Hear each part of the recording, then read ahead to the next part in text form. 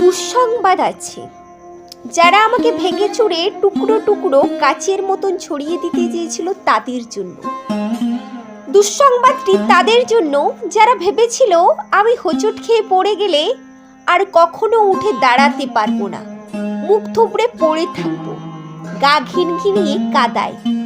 আমাকে ছিঁড়ে কাগজের মতন কুচি কুচি করে হাওয়ায় ভাসিয়ে দিলে আমি হারিয়ে যাব দিক শূন্যপুর।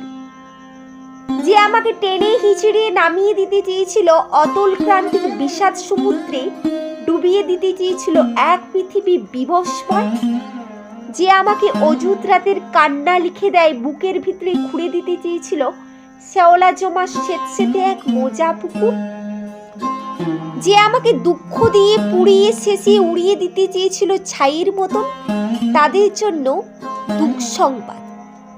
আমি এখন পাখির মতন, আমায় ছিঁড়ে কুচি কুচি করে ভাসিয়ে দিলে আমি ডানা মেলে আকাশ জুড়ে উড়তে জানি। কাটা যায় না, ভাঙা যায় না, আমি এখন জলের মতন, ভেসে যেতে যেতে হঠাৎ জলচ্ছ্বাসে ভাসিয়ে দিতে আমিও জানি। আমি জানি ছড়িয়ে থাকা টুকরো কাচের শরীর থেকে দুফেলা এক ছুরির মতন। এই যে দুঃখ দিতে দক্ষ ভীষণ, সেও জানুক আমি এখন হাসতে জানি। শ্যাওলা জমা পুকুর জুড়ে আমি এখন রোদের মতন ভাসতে জানি। প্রস্থানের গল্প লিখেও ইচ্ছে হলে আবার ফিরে আসতে জানি। আমি এখন পুড়ে যাওয়া ছাইয়ের ভিতরে জেগে ওঠা ফিনিকি পাখি। আমি এখন মৃত্যু মরে বাঁচতে জানি।